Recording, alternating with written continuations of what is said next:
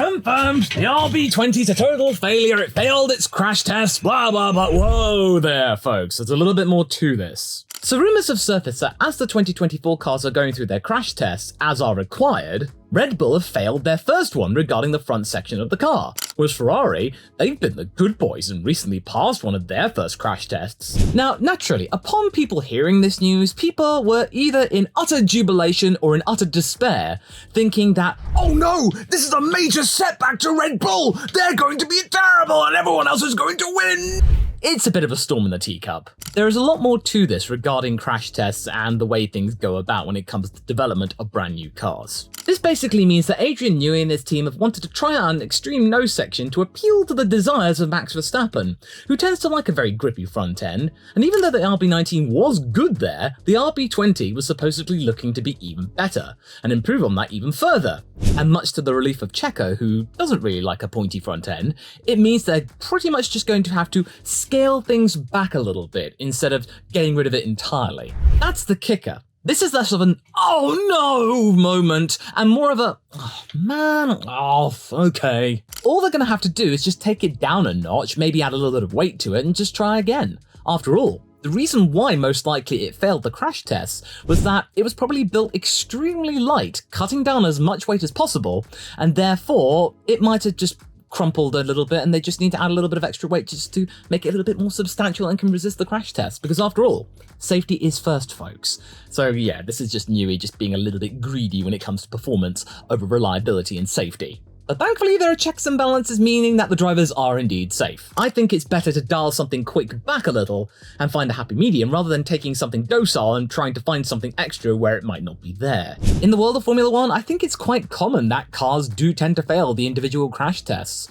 After all, in 2022, the RB18 and the W13 failed their first initial crash tests, and they went on to pass them eventually once they went back to the drawing board and tweaked things a little bit to make it a little bit more sturdy. And with the W13, I mean, that made a lot more sense because they had the zero pod concept. They had to prove to the FIA that, hey, we technically can do the side pod test even though we've got no pods. Yeah, they just had a little technical bar there just to count as a side pod.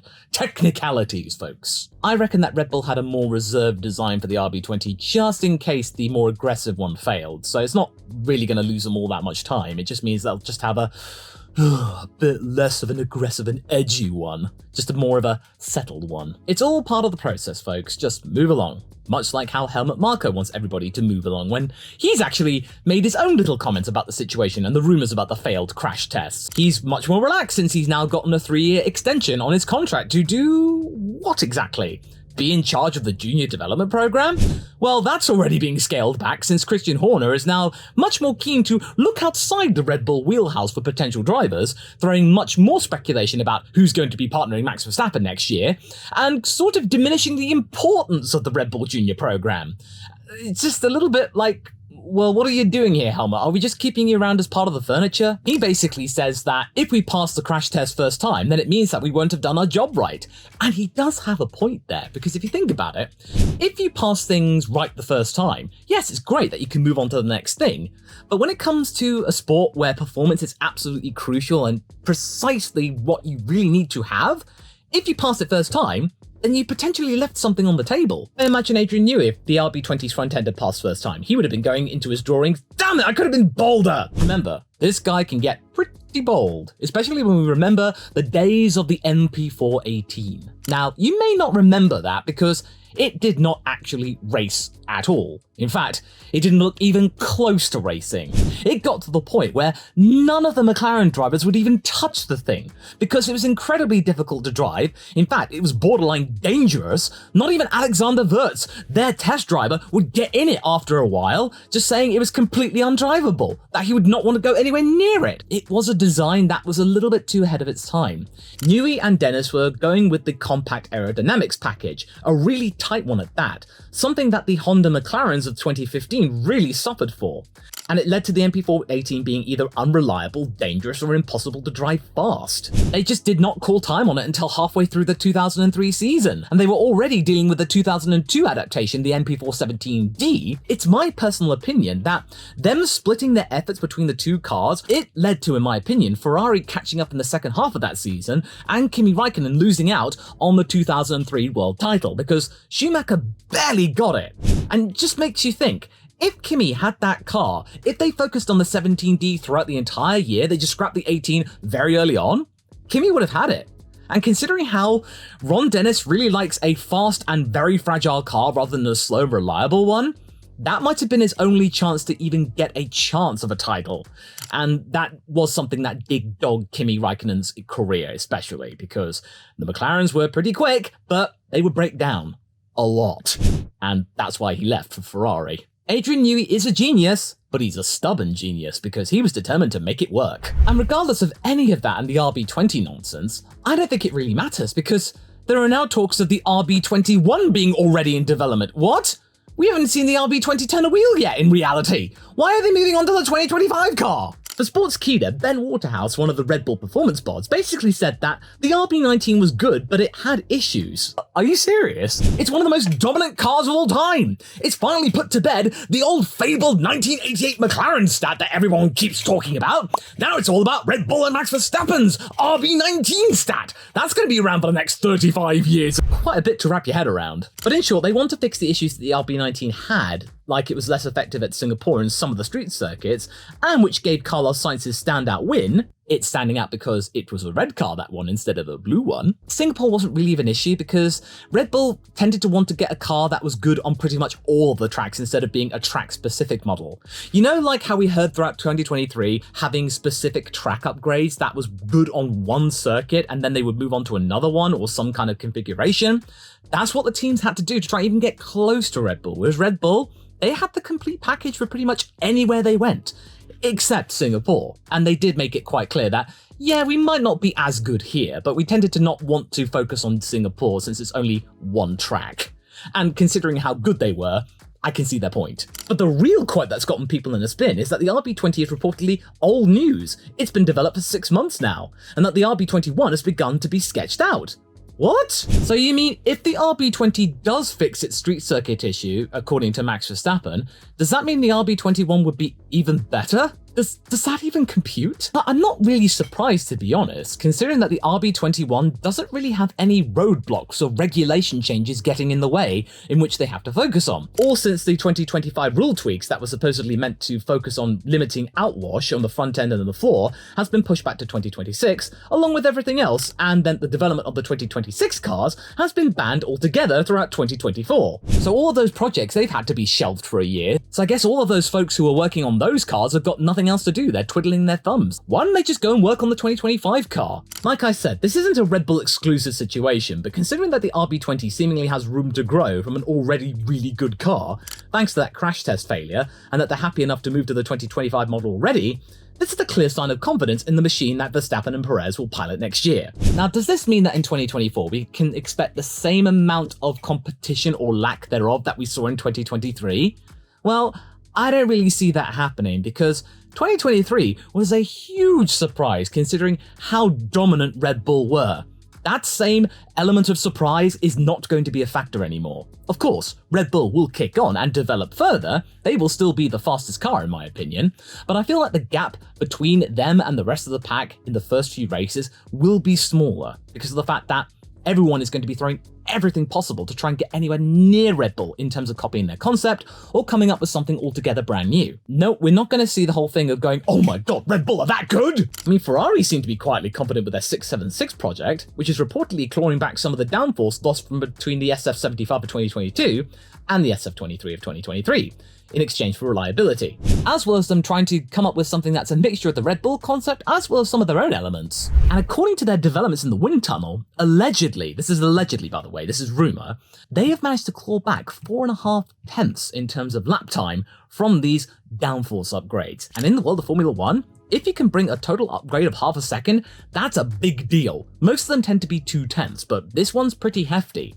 And we could get a car that is quite as spicy as the SF75 was, but hopefully one that does not break down as often. But that might not mean toffee if the car keeps blowing up or other components can't make a race distance. Also, according to all of the reports, these upgrades tend to be favouring the likes of Charles Leclerc. All of his utterances have actually been on the positive side, whereas Carlos Sainz, he's been mostly talking about the car being different or unusual. That's less optimistic than I've heard from Charles, and Charles needs all the optimism that he can get, quite frankly.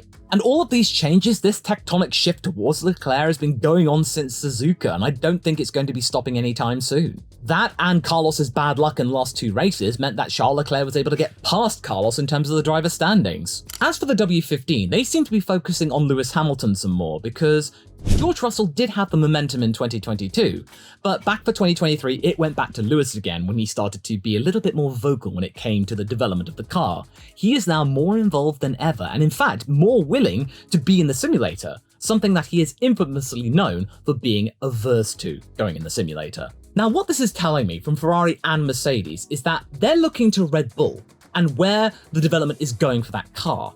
They are starting to think, how is Red Bull so successful? Are they coming up with a really good car? Well, yes, obviously.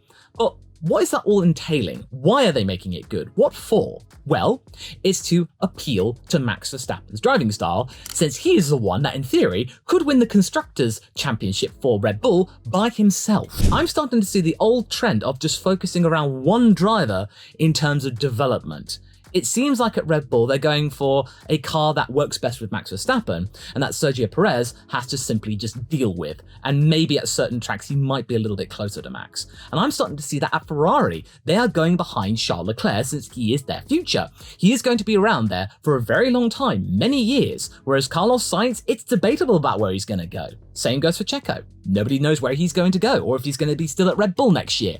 Max Verstappen though, Charles Leclerc, Lewis Hamilton, they are constants at the moment because Lewis is not looking to be retiring anytime soon because he wants that race in Africa, and he also is quite happy to be racing into his 40s. His priorities have changed. He wants that 8th title. So these teams are going to be focusing around one particular driver who's going to stay the course. That development is going to be worth it because they're not going away. All of these teams are just going, who's our best driver?